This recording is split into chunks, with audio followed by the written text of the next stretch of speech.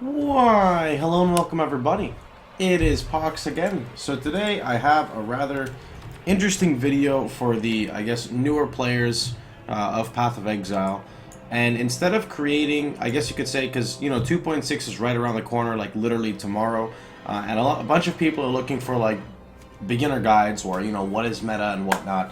So I decided to compile a document for you guys, and I'm going to go ahead and go through it and just explain it really simply, because it's pretty self-explanatory. That's the purpose of it. So let's just cover this really fast. Builds for a solo, self-found, and or low budget play as of 2.6. Budget just simply meaning, is not very, it's very cost effective. It's not very expensive. The first thing you want to make sure is that your build is not heavily geared towards using rare or unique items. Just because a skill isn't listed at the top does not mean it's not better. They are just arranged by color order. You can also play literally whatever you want. I've just listed what I think works best. I've highlighted some of the better skills or previous meta skills. The color just represents the skill gem with the exception of purple. That simply means it's poison and or chaos related. And then for you guys as well, these are my personal recommendations and are heavily geared towards hardcore play. I've got a level 100 in hardcore, and I just put that there as validity because not everybody knows who I am. In fact, very small people know who I am, or very few people. So anyway, let's cover the spells. So I've got Blade Vortex. I've got descriptions by each one as well. Blade Fall, Ethereal Knives, Essence Drain with Contagion, Firestorm, Flame Blast. Now everything that's not highlighted means it's totally okay. It's just I wouldn't put it at like top tier. Does that make sense? I don't even want to use the term top tier, but like, I feel like there's just a skill difference between, I don't know, a big difference between like a skill that's highlighted and a skill that isn't in terms of like how effective it can be with nothing. I don't even know how to explain it. There's too many goddamn things in Path of Exile. I also have Vortex on there. For attacks, I've got Earthquake, Ice Crash, Sunder, Blade Flurry, and Frost Blades. Warcry, I just put Abyssal Cry because it works with literally anything. Totems, we have Warchief Totem, Flame Totem, Shockwave Totem, and I put Wither on here because it's pretty much always used on a totem, except with very few exceptions. Minions, I think Animate Weapon, Raise Zombie, and Summon Raging Spirits are still going to be super good. Traps and mines, I put Ice Trap, Fire No Mine, and Lightning Trap. I might put Fire Trap, but I honestly haven't played Fire Trap in quite a while, so I don't know 100% how like insane it is with no gear. Especially when I compare it to like Flame Blast or something. For bows, we've got Barrage, Blast Rain, Caustic Arrow, Ice Shot, and Tornado Shot. I don't really play bows ever, so I kind of took like more like a common sense approach for this one. And then I have skills that I don't recommend, which are inside here. Now, under the skills I do not recommend, I do have some, like Summon Flame Golem, and that's because I haven't played a Flame Golem build, but mainly because I feel that you could get a budget summoner going a lot easier than a budget Flame Golem, and if you're playing solo self-found, from what I know, Golems are very built around having jewels. Some people told me they're not, but unless you literally play every skill, who can you actually trust? So I've got this down here, but I have them highlighted because they are still very, very effective skills. You just need to, give them a little bit to make them work. Same thing with Blight, but I would not put Blight like as good as Essence Drain. That's why it's down here. And I've also got Freeze Pulse down here because with the new Threshold Jewels, it's going to be pretty nuts, but I don't really know how we're going to get those Threshold Jewels, which actually brings up a good point.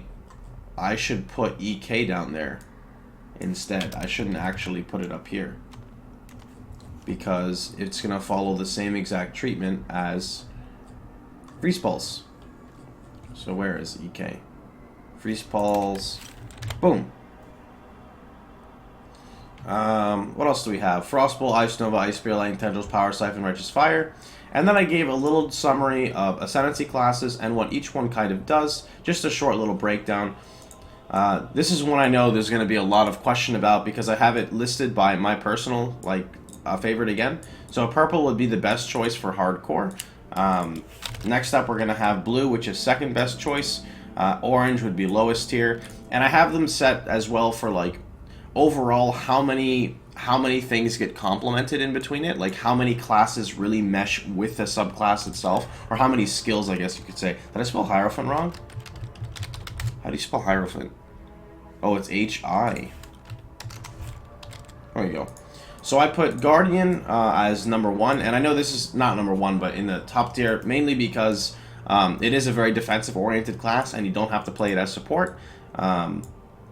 Offers actual phys mitigation, life regeneration, block. It gives so many different things. I put Hierophant in the yellow tier because it just overall does not, it's not very good. It doesn't really give you that much. However, with the new Mind Over Matter changes, it may be a little bit better, so that's definitely something to look forward to. And again, there may be some niche builds that work, but overall, you look to yourself and say, why would I play Hierophant over Chieftain or Inquisitor or, you know, blank and blank. Inquisitor I've got listed as purple because even though it's a DPS class, it also has the ability to mitigate elemental damage as well as giving themselves insane steroids. Elementalist, Necromancer, and Occultist, both all insane, or all three of them insane Ascendancy classes. Elementalist is like Essence of Clear Speed with Proliferation, also reduced elemental reflect damage taken, works for summons as well. Necromancer, same thing, works for summons, works for minions, can also be played defensively, gives insane steroids. And Occultist is like the Essence of CI, gives you energy shield regeneration, which scales off your maximum energy shield. Potential stun immunity, curse effect, built around chaos damage. For Shadow, I don't really play much in the Shadow realm, which is actually my favorite class, but Assassin is very good, especially in solo self-found, because it specializes in, basically, it gives you your own power charge generation, gives you insane crit, knocks off a lot of the heavy gear requirements for a lot of things. Also has great poison damage scaling. Saboteur, even though I love traps, I rank this as the shit tier because well, I guess I didn't rank it like super. Well, actually, I don't know. I might even rank Saboteur like lower than Hierophant. The only reason why it's not, I guess you could say, is because chain reaction is pretty good for self-found play. But if you were to realistically get like Sunblast, and I think it's 2 of the jewels, you essentially just completely negated all Saboteur, with the exception of like the trap cooldown reduction. So I'm really iffy on this class. I feel they could do a lot more with it. Trickster, insanely good. I actually almost want to put it as purple, but I haven't really played it enough yet. I also feel Occultist is better than Trickster in a lot of scenarios, but Trickster is better in more niche scenarios. That's why I decided to put Occultist as number 1. So, focused around evasion and energy shield, Trickster also has a frenzy charge generation along with free mana cost and movement skills. It can work around with damage over time as well. So for Ranger, I literally don't play anything in Ranger or Duelist, so this one was a bit awkward for me, or actually Marauder at that. Deadeye just seems like kind of like a Hierophant. It doesn't really give you anything, it just kind of gives you a few steroids. I guess similar to a Raider, but Raider does it way better. Pathfinder is built 100% around flasks, but I feel like for general mapping, you don't really need Pathfinder. I feel like it really excels on like the harder endgame content, and just very few people actually participate in that. And again, I could be incorrect there. I also have it noted that I think it has immunity to bleed. It has immunity to something. Maybe I should actually look at it, but oh well.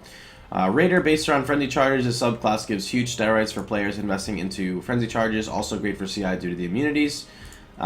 Champion, I feel, is actually not too bad, especially because they changed one-handed nodes. So I feel that Champion might actually be quite a bit better. Slayer has 20% Culling Strike, even if they nerf the AoE. Leech, Culling Strike, insane. Gladiator is based around block. Block is probably the strongest mechanic in this game, especially paired with Spell Block. So that's why I've got them there.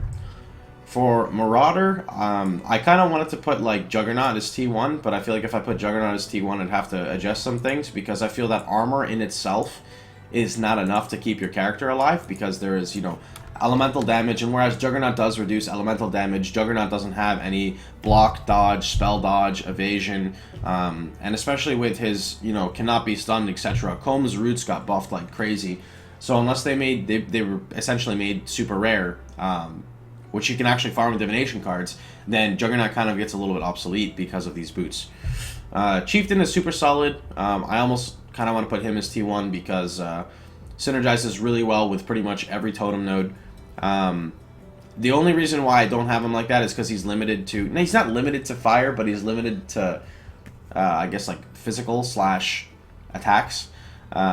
But I really like the fact that he makes totems leech damage to you, so you heal. Actually, I think I'm going to change this. I'm putting him as putting him as T1.